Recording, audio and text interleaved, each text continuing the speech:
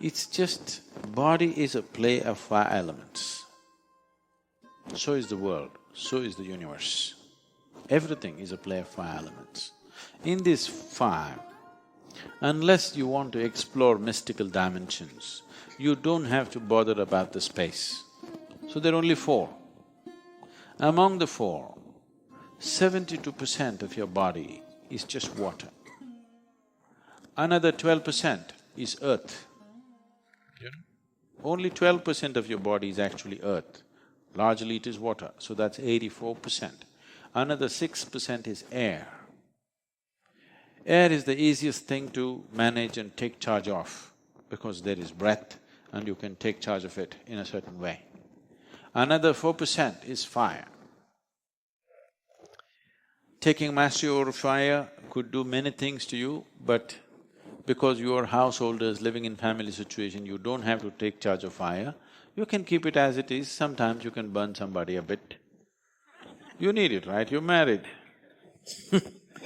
Once in a way, if you don't burn them a bit, it may not work.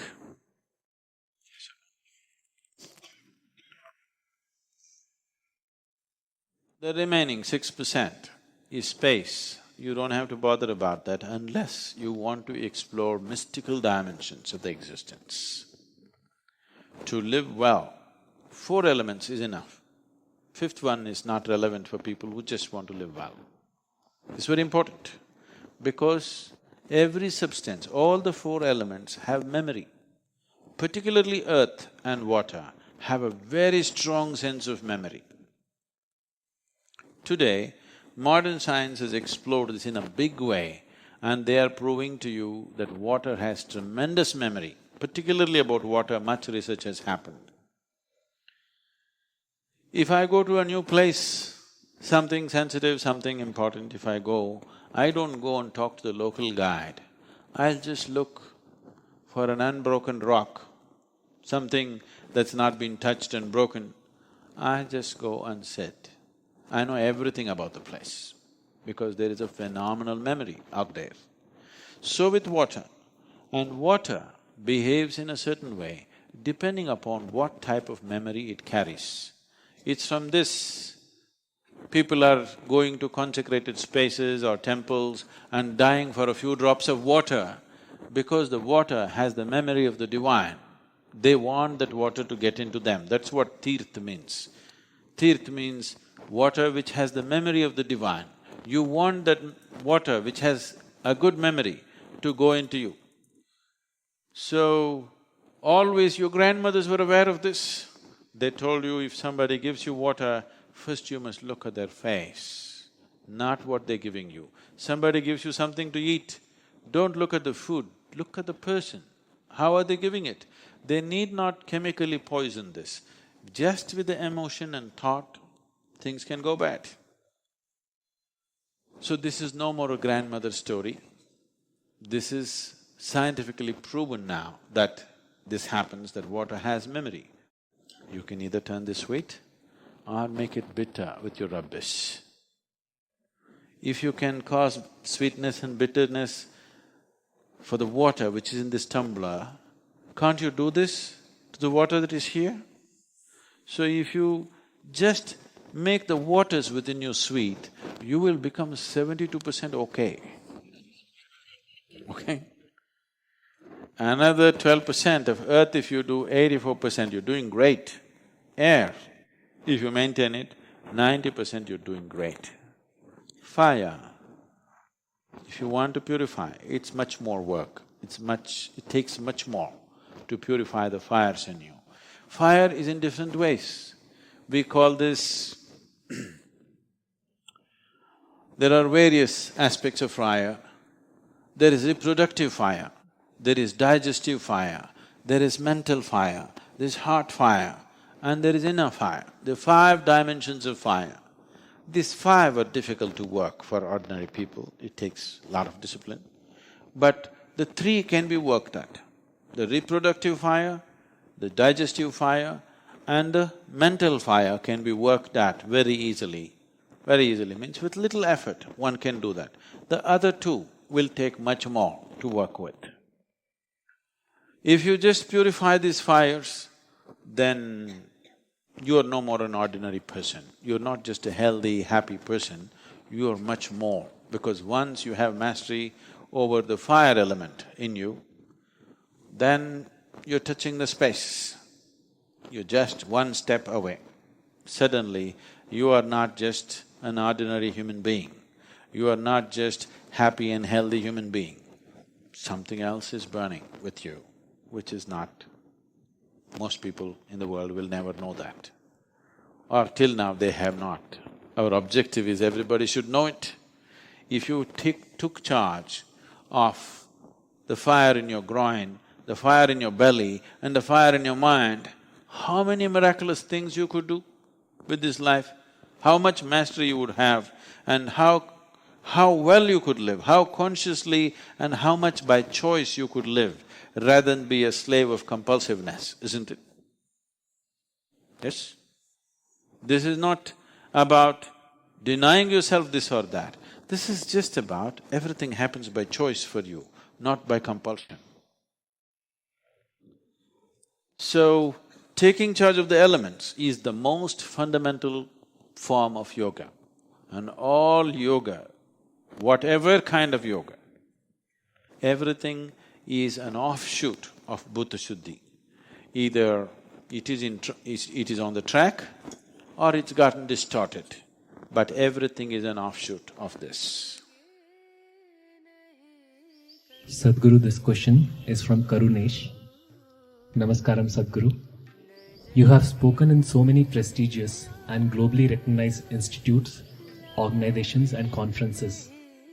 But still there is a segment of yellow media which constantly dislikes you and dishes out most unreasonable and baseless trash against you. Why do you attract such incendiary criticism which no other spiritual leader in the country attracts? See, look at the way I am, that's why. Well, see, this is mango season, the tree is full of fruit. This is mango season. Only that tree which is full of fruit gets the maximum amount of stones, worms, insects, everything.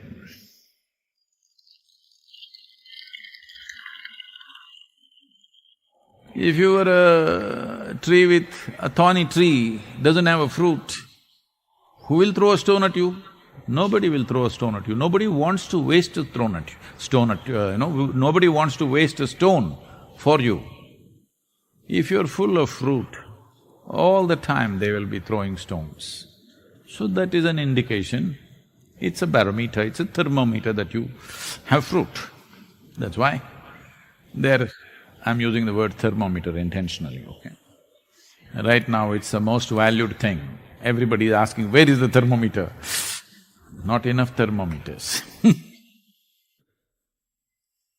So, these people have been going at us for the last 27 years, all local only, nowhere else, only local stuff.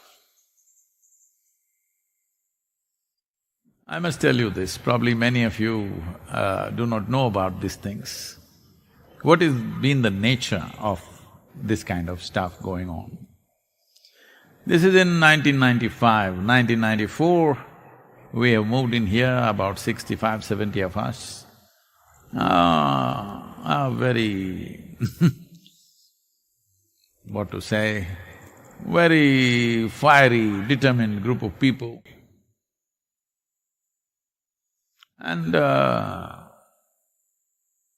nothing, only one hut was there.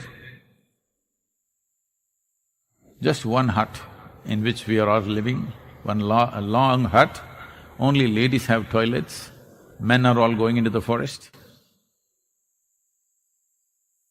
At that time, some people are sitting in the mountains and looking at us with binoculars. Well, this is my problem. If I just look like this, I see everything that's around me. I don't miss anything. That is also a lot of problem. Because if you're blind, people will have compassion. If you can see, they're envious of you. So I saw binoculars flashing. Then I asked, who is this binoculars flashing? In this mountain, obviously it's directed towards us. So I sent our volunteers, who is this? Somebody must be here. Okay, some jeeps were parked here, found it. So we tried to talk to them, they were not willing to talk to us and tell us who they are, but they went out and spread all kinds of things in the town. They said, we saw in the binoculars, they're crazy, they must be using drugs, they must be doing this, they must be doing that. The problem was, people who are freely poaching into the forest. After we came, we put a stop to that, that became a big issue. So this committed group of people who had their hobbies and their little businesses going based on the forest products got really messy with us. They hired media, not the mainstream media, there is another kind of media which doesn't run on advertisement or the revenue that they get by selling their journals because nobody buys them, even if you give it free. People won't use it, you can't even use it for rolling pakodi or vada or something because it's too full of shit for anything.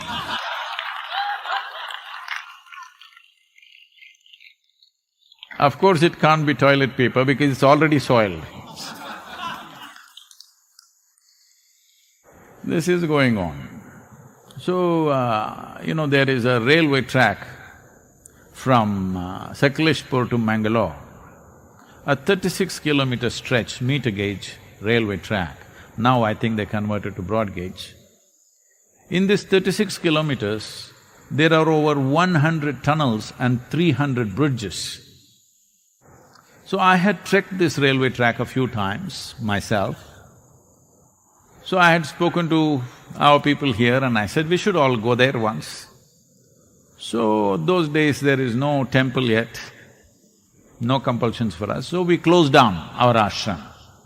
Closing down the ashram means what? There is no door to lock, it's just a hut. But we tied a rope and buildings were just coming up, triangular building was just coming up at that time. So we decided we will go for about 12-13 days trek. So all of us went off, leaving the ashram. You can't imagine those times and now how we are. We could just close the ashram and go somewhere. So we went for a trek. After about 12-13 days, we had to come back. By about 9th-10th day, people started calling us because we are in the media, big time. Why means we have killed somebody and buried them here and we have all left. Well, who did we kill, we did not know. Then we came back. By then, big buzz all over, oh, they killed somebody and they've buried in the forest and gone. Well, of course, this trash prints it, all this stuff. Then when we come back, the day we come back or just the previous evening, the forest department went about looking for the smell that was coming and they dug up a place and they found somebody had killed a python, a large python, skinned it, taken the skin and buried the body in the forest and gone, and it's smelling. So these people made up the story that we killed somebody and we've left the place. So from then on it started. They're still going on with the same stories or similar stories. We've moved on, come a long way, but they are unfortunately in the same place. I want them also to move on. But, too deep in shit. I'll tell you, you won't believe the kind of things. The first batch of brahmacharis came. I told all the male brahmacharis, 15 days you must go and serve in an old age home. All the female brahmacharinis, I told them, you must go and serve in a children's home. So we found a children's home in Coimbatore, which was run by an old lady. I had stayed in the children's home earlier when I came to Coimbatore. Very rudimentary place. They went and stayed there. The food was very poor. Three of our brahmacharinis, 3 or 4 or 5 of them, I think. The food was very poor and all of them fell ill. They had severe bouts of vomiting and diarrhea. So, 3 of them had to be admitted in a local nursing home.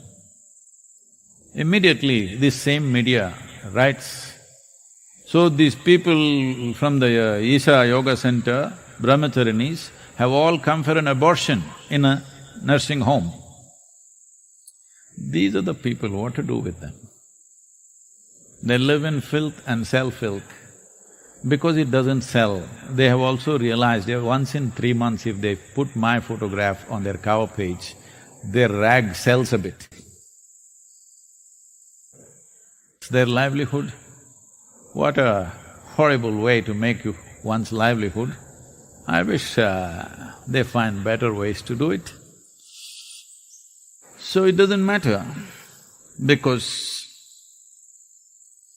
I have consciously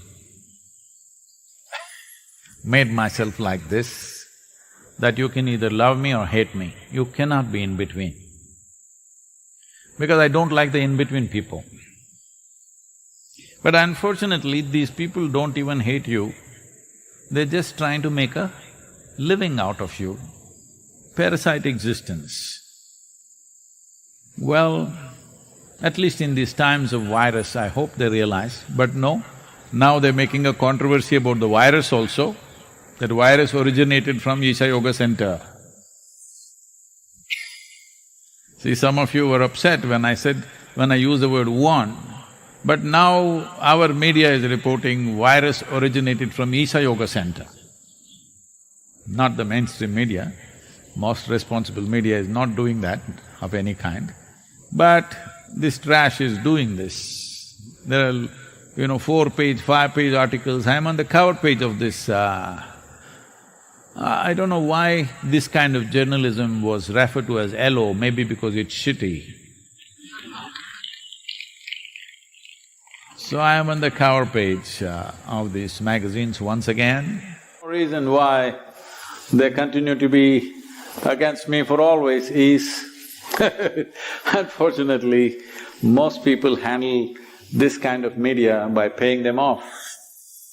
Openly, they ask for money, but we are determined never to pay them. Because we have not yielded to ransom, we are being we are being continuously harassed by them, simply because we have not yielded to their ransom tactics.